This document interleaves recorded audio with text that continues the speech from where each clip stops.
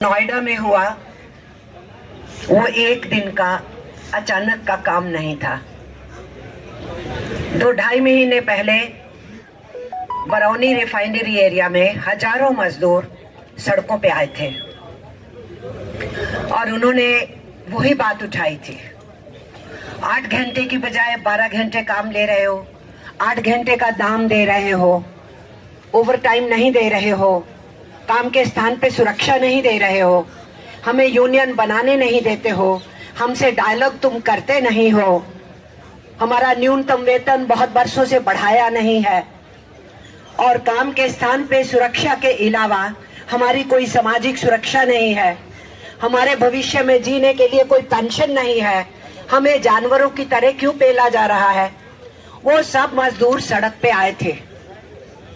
वहां भी उनको यूनियन बनाने का अधिकार नहीं, लेकिन जो रेगुलर यूनियन ने इंटरवीन किया और यहाँ सेंट्रल लेबर कमिश्नर को कहा गया कि वहां डीएलसी से बात करें, उन मजदूरों से बातचीत हो और किसी तरीके से इंटरवेंशन करके हम लोगों के यूनियंस ने उस बातचीत को उन मजदूरों के साथ करवा के उस मामले में कुछ आगे उनकी बातों को सुनने के लिए एक कुछ रास्ता निकाला गया।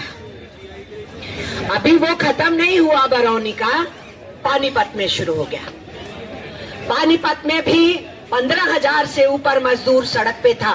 सेंट्रल ट्रेड यूनियंस की जो स्टेट लेवल पे यूनियंस है, उनको उन इंडस्ट्रीज में यूनियन नहीं बनाने देते हैं और अगर वर्कर अपनी यूनियन भी बनाना चाहे वहां पर सेंट्रल ट्रेड यूनियन से नहीं, अपने भी बनाने नहीं देते हैं। रजिस्ट्रार के पास से जो एप्लीकेशन जाएगी रजिस्ट्रेशन की, वो मालिकों तक पहुंच जाती है और मालिक चुन चुन करके उन मजदूरों को बाहर निकालते हैं। ये हमारे देश में चल रहा है। वहां भी यही स्थिति हुई। हजारों की गिनती में मजदूर सड़क पे था। सेंट्रल ट्रेड यूनियन से मैनेजमेंट बात नहीं करना चाहती थी, पर सेंट्रल ट्रेड यूनियंस के दखल से वहां पर भी बातचीत हुई डिप्टी लेबर कमिश्नर के साथ, उन मजदूरों की, उन कमेटी की जिनको अनुभव नहीं है यूनियंस का, जिनको मालूम नहीं है कि नेगोशिएशन में कौन से लॉज को प्रेस करना है, मुझे क्या कहना है, उनके साथ बातचीत किए ताकि उनको दबा सके। पानीपत के बाद फिर सबने देखा, अरे ये क्या हो रहा है। नरेंद्र मोदी की स्टेट में सूरत से हजारों वर्कर सड़क पे आ गया। अगेन सिमिलर डिमांड्स, अलग डिमांड्स नहीं, वही डिमांड्स थी और वहां भी हजारों की गिनती में मजदूर सड़क पे था। वहां भी आलम वही था कि उन इंडस्ट्रीज के अंदर यूनियंस अलाउड नहीं है।